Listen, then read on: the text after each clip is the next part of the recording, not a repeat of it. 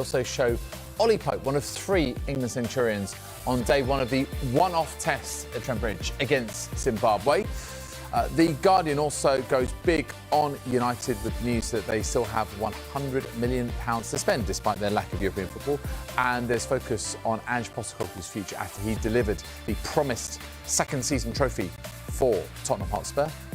The Sun also covers the issues at United. They say that Amorim is safe, but everyone else can go. Ruben's excess baggage, the headline there, as big changes are planned. Welcome once again to Jonathan and to Charlotte. Good to see you both. OK, well, I mean, last night on the show, we talked all about the Europa League final, but given the 2 clubs that played it, there is still plenty to go at. Let's start off with Ruben Amorim, and in the sports page of the Telegraph newspaper, Amorim safe from United axe.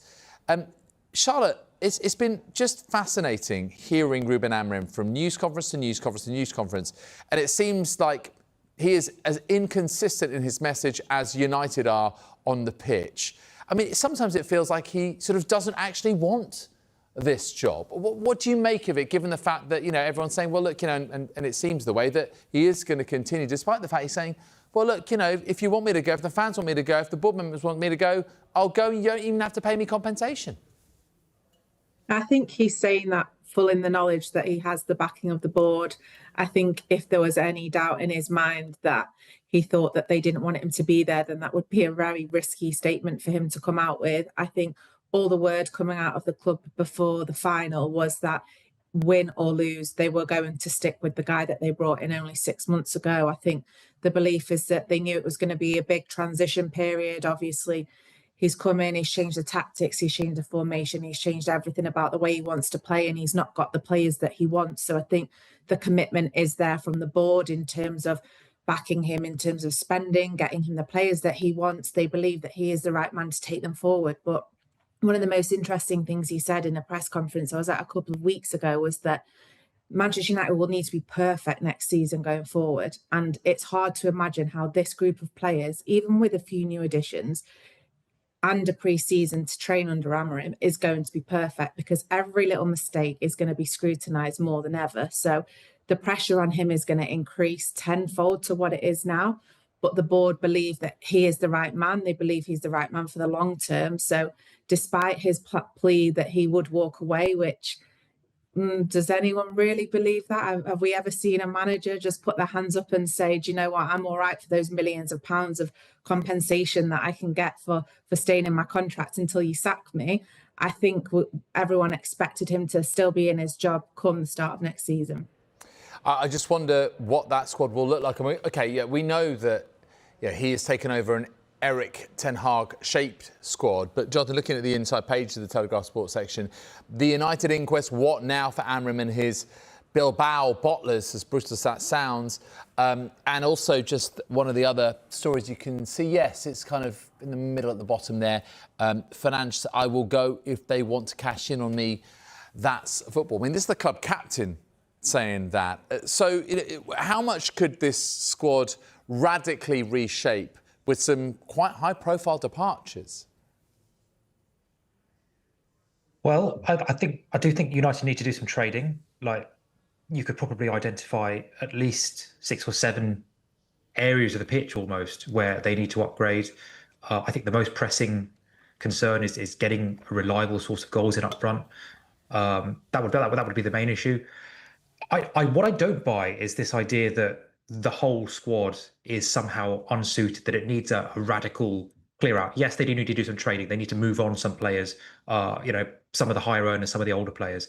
But if you look at players who United have let go in the last couple of years, guys like Scott McTominay, who's now thriving at Napoli, Aaron Wan-Bissaka at West Ham, Anthony, who's had such a good season at Betis, and Rashford, actually, at Aston Villa. The problem is not the players. The problem is the culture that they're steeped in. Something in that club is making them underperform, and that has to be cultural. And cultures take years to change. It is not just simply a case of clearing the decks and bringing in new players. Actually, United have done this before. The amount of player churn at United over the last 10 years has been extraordinary. It completely changed from Mourinho to Solskjaer to Ten Hag to Amorim. And just having another clear out is not going to solve the issue. Yes, they do need to reinforce in certain areas, but what they need to fix above all is the culture of the club, because a club rots, it's like a fish, it rots from the head, and the culture of that club is causing players to underperform. In the back page of The Sun, Charlotte, the headline is Ruben's excess baggage. He's safe, everyone else can go. How much needs to change? I mean, Jonathan's suggesting it's not going to be all that radical, some trading needed. Where do you sit on it?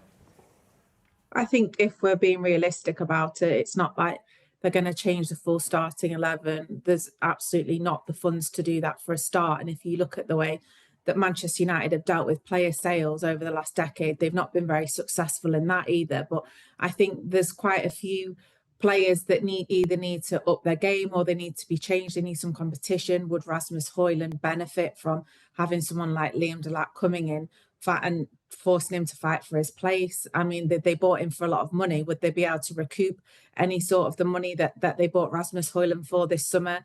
That seems unlikely given the form that we've seen from him this season. But is it the curse of Manchester United? And is that the reason why he's not been performing to the levels that many expected? So I wouldn't expect there to be wholesale changes, but a lot of that will depend on how successful they are in managing to get players out.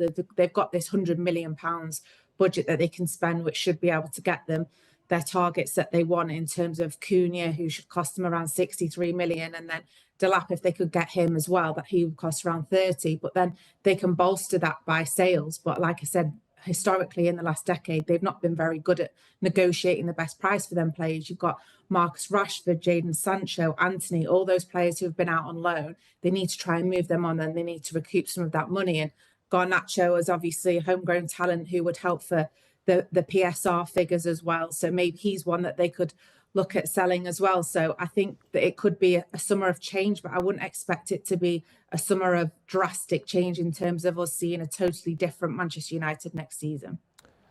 You mentioned Alejandro Garnacho there, Charlotte. I'd say that this is perhaps one of the most contentious ones in terms of a player who was linked with Napoli, Chelsea. It seems like at that time during the transfer window he was sort of playing ball. He was, not necessarily machinating for an exit. But now things seem to have changed. I'm just reading a bit of Paul Hurst's piece here, Jonathan. Garnacho's younger brother Robert accused Amorim of throwing his sibling under the bus, while the winger himself said he could only not understand why he played only 20 minutes of the 1-0 defeat in Bilbao. Overall, Garnacho described United's season as, well, we can't say the next bit, and performance in Bilbao. He said, we lacked a lot of things. When you don't score goals, you always need more. I played every round. I played 20 minutes today. I don't know what is going to happen. I'm going to try and enjoy the summer and see what happens next. How do you feel that Garnacho and the entourage are handling this situation? Yeah, I mean, very disappointed, obviously, that he didn't get more minutes. I think Mason Mount, who was having a pretty shocking game all round, he could have made way a lot earlier. But, Garnacho is one of those players who has been squeezed a little bit. I think over the season, over the course of the season, Bruno Fernandes has taken a bigger role in the team. Obviously, Amad Diallo had such a great start under the new manager, and Garnacho has obviously found his minutes and opportunities squeezed as a result of that. But if you can't make a success, we all know the talent that Garnacho has. He's displayed that on the pitch. He's displayed that, not consistently, but he's still a young player who is still learning his trade. But if they can't make a success of a player like Garnacho, then frankly, what are United for? This is a player who has been reading in the paper in January that if they still read papers, probably reading on the internet, reading on his phone, that there are, that United are happy to entertain offers for him, that he's a lovely fat asset for PSR reasons, that they might be tempted to get him off the books. This is a player who's currently not feeling a lot of love. If United are not fully committed to him as a player and think they can get a decent fee for him, then fine. But I think if United can't make a success of a player as talented as Garnacho, if they can't find a place in that squad, find a role in the team and make him feel valued, then I think it's time to actually question what the point of United actually is. I suppose, given the fact that they haven't qualified for the Champions League, so they can't benefit from those riches, Charlotte, there are certain players you kind of think, right, in terms of satisfying PSR, these are the players that need to move. Garnacho may well fall into that bucket. Maybe Kobbie Mainoo potentially as well. Who might be those players, do you think? Yeah, those two that you've just mentioned, they were spoken about in January in terms of it was couched as like up for sale, but it was sort of like for PSR reasons. If a club was to come and offer Manchester United the money that they want for either of those players and the player wanted to go, then they would consider those offers because, like you said, financially, Jim Ratcliffe came out earlier in this year and said financially Manchester United are in a mess. We know he's done a lot of cost-cutting exercises. Getting into the Champions League would have helped solve and alleviate some of those problems. Obviously, they haven't. They're losing 10 million a season with the Adidas deal because there's a clause in it if they didn't get into the Champions League. So there's all these little facets that they have to take into consideration. So if someone comes in and offers them around 60 million, say, for Garnacho, then it's going to have to be a serious consideration for Manchester United because they need to balance the books in some way, and not getting into Europe at all is going to cost them millions of pounds. So, like you said, their homegrown talent like Garnacho, like Kobbie Mainoo, maybe more reluctantly they're going to have to accept or at least look at offers for those sorts of players. I don't think they're the sort of players that Manchester United are going out and saying, we want these players off our books, but in the financial situation that they find themselves in, there might be a situation where they have to look and listen to offers for those sorts of players. OK, we have done plenty on Manchester United, and we could still continue, let's be honest, but we're going to have to take a quick break. And when we come back, we're going to have a look at more of the sports story in the morning's papers. Yes, United, Amorim, plenty there. But what about Tottenham Hotspur? What about Ange Postecoglou? Focus on them is up next.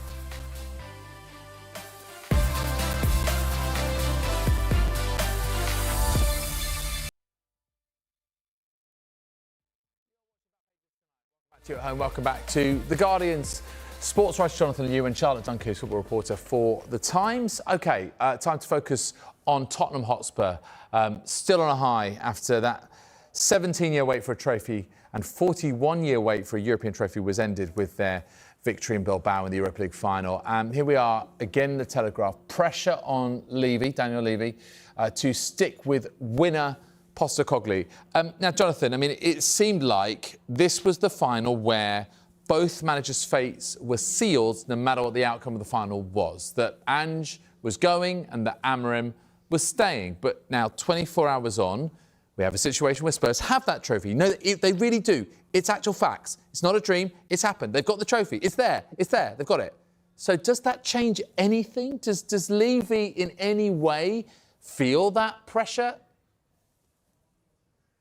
Of course he does. I mean, I've been coming on here every week and saying that it's a totally, I mean, it's not ridiculous, but it is kind of slightly naive to assume that a decision can be on this can be made like 2 or 3 months in advance that he's going whatever happens. Because I've been saying all along, if he does win that trophy, if Spurs win that Europa League final, it changes everything. It doesn't just change the material circumstances of the club where suddenly Spurs have a lot more money to spend because of the Champions League. It changes the whole dynamic of the club. It changes the whole feel. It changes the sentiment in the fan base. And these things matter. These things certainly matter to a club like Tottenham that has been starved of this kind of success for so long.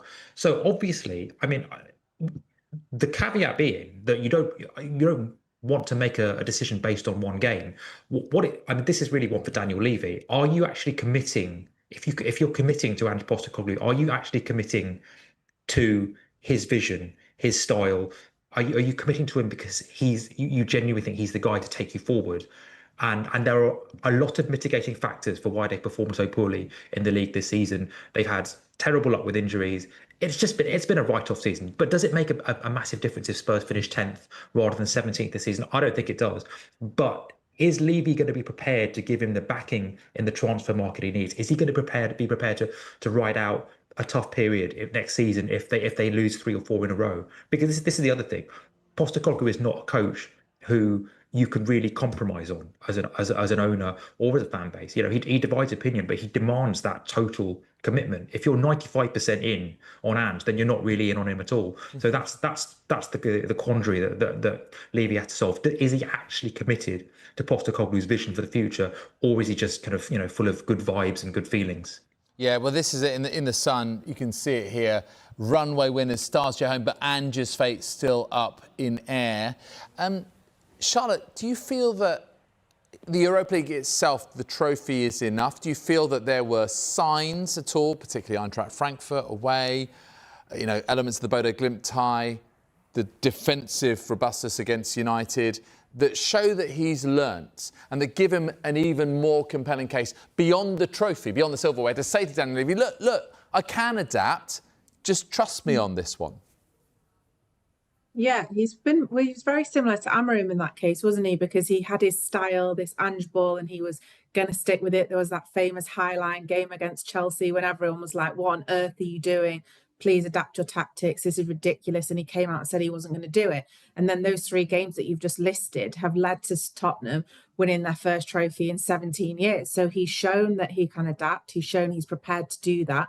Bear in mind as well, they won that game yesterday without 3 of their best midfield players as well. So there are mitigating factors for them winning it. And I just think the pressure is on Daniel Levy now, isn't it, to make that decision or not, whether he gives him the chance to build on this. As Jonathan said, it's not just a trophy, it changes the perspective of Spurs. They've won something, they're winners. Can they build on that? Can they do it again? Can they push further up the Premier League? Can they have a better season next season? I think what Postecoglou's done this season in terms of winning that trophy, he deserves to be given that chance. He admitted himself after the game yesterday that once the window had finished, they didn't really care about the Premier League. All the focus was on the Europa League. So if you're casting that aside, it's no surprise that the Premier League form has been the way it is and they sit 1 place above the relegation zone. They were never really in jeopardy of going down, so they were fine with that. And now look what's happened. They've given a lot of Tottenham fans the best night of their lives, and they've won their first trophy for many, many years. So I think he's shown, especially in these last 3 games in that competition, that he does have the ability to adapt. Maybe that is something that he's learned over the last couple of years, because he's gone back on what he initially said in terms of that he wouldn't do that. And it's brought them success. So, yeah, it's a huge decision for Daniel Levy, but I think Postecoglou deserves to be given the chance to build on this legacy that he created last night. I wonder also how much the voice of a senior player, and indeed in this case the club captain, makes a difference, Jonathan. When you look at the back page of the Star, first class post, Son backs Ange after Europa League triumph, and going into the piece itself by Jeremy Cross, he said, he won the trophy, nobody else did it. Look, it's not up to me or the players, but we just have to look at the facts. Add the fact that we hadn't won in 17 years. This is the day we finally won it. Yeah, you cannot take that away from Ange Postecoglou. He is the manager who's given them this kind of, I suppose, semi-historic moment. It's not Newcastle or Palace length of trophy drought, but it is 17 years and 41 in Europe. How much does Heung-min Son's opinion matter?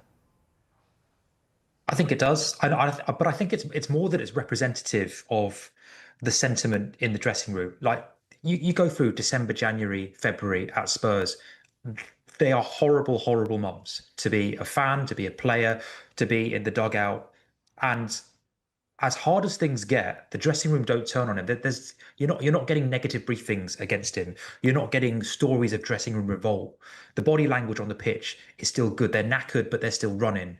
And I think that does speak volumes. It says a lot about how he's managed to keep and possibly even use that adversity to bond that squad closer together. Now, it shouldn't be the be all or end all. I don't think you appoint or sack a manager based on whether the players think he's a great guy or not. But I think it does that opinion does carry some weight, especially when it comes from someone like Son, who's been through lots and lots of Tottenham dressing room, who's seen the good, the bad, and the toxic, and clearly wants to carry on with this guy. Just trying to be devil's advocate on this, Charlotte. I mean, yeah, Daniel Levy, in the way that he's run this club, and especially as far as the financial, the commercial side of it, it's lots of focus on financial sustainability right now. And he will point to, facts like, for example, how much he pays in wages compared to revenue, in relation to revenue compared to other clubs, and say, we're very well run in that respect. I know what I'm doing. And if it means that I have to change the manager because it doesn't fit right now and I'll go for someone else, well, you know what? It's still complying with those things and driving us in the right direction. Do you feel he's, got a strong position there to be able to hold that opinion? I mean, he can have it. He's the one that's got the casting vote, so he's the one that, if that's what he believes, and he believes that Ange Postecoglou isn't right for this club going forward, then he's the one that's going to make the decision to sack him. He could point to the fact that they've lost 21 games in the Premier League and he doesn't think it's good enough. So there are mitigating factors for him, which is why all the noise that was coming out of there before the cup final was that he was going to be sacked whatever happened. So in terms of it being a business, that is how these owners all view these football clubs in terms of revenue. But look what getting back into the Champions League has done for the business, the money that's going to bring in, the players that it's going to help them to bring. Hopefully, in turn, that will bring them more success. So I don't think he can just turn away and say it's going to be a shrewd business decision to get rid of Postecoglou, because then you've got to go through the whole hiring process again. Are the players going to buy into it? Like Jonathan was just touching on, he's had the backing of all the players all the time. So that is one of the biggest things when the manager's jobs are under threat, and there's been no suggestion that they've turned against him. So yeah, it's a huge decision for him to make, and whatever he makes, I'm sure we'll hear about it sooner rather than later. Just briefly, Charlotte, if you can, where do you think Spurs absolutely need to strengthen with the new money they're going to be able to enjoy through qualifying for the Champions League? That's a really good question. I mean, if you look at the way that they've played this season, then you'd argue all over the pitch. But I think defensively, they are pretty strong. So maybe more in the forward areas that they could do with investing that money. But it all depends, doesn't it? I think they need more strength in depth. We've seen when they got injuries this season that obviously they didn't have the strength in depth to get through those injury crises. So I think that's going to what they'll have to focus on in the summer. OK, let's switch focus for the last minute or so. Front page of the Telegraph Sports section looks at the cricket. England in this one-off test against Zimbabwe at Trent Bridge, 498 for 3 at stumps. Ollie Pope getting some vital runs. He's still there, by the way, 169 not out. Jonathan, I mean, how much of a reasonable test measure is this? How useful is this, given what follows for England? 5 tests against India at home and an Ashes series away. Yeah, I think it's a good thing that this test is happening. English cricket owes Zimbabwe big time. It's been 22 years since the last series. The relations between the two countries have not been great. So I think it's great for the world game that this is happening. In terms of what you can learn from it, not a huge amount. They've got Jasprit Bumrah coming in a couple of months, and that is just going to be a completely different test. That's just the nature of a deeply unequal world game. So I think it's a great day for England in terms of form and confidence. It's going to help out Crawley and Ollie Pope a lot. But in terms of reading into how it's going to play out later in the summer, I don't think a huge amount, to be honest. Super. We'll leave it there. Jonathan, Charlotte, thank you very much indeed for your company, your insights this evening. If you missed any of the show, another chance to see Back Pages tonight, hour. And it's also available as a podcast. Just download Back Pages wherever you get your pods. On the way next, plenty more on what we've been discussing with Jonathan and Charlotte, the future of Ange Postecoglou.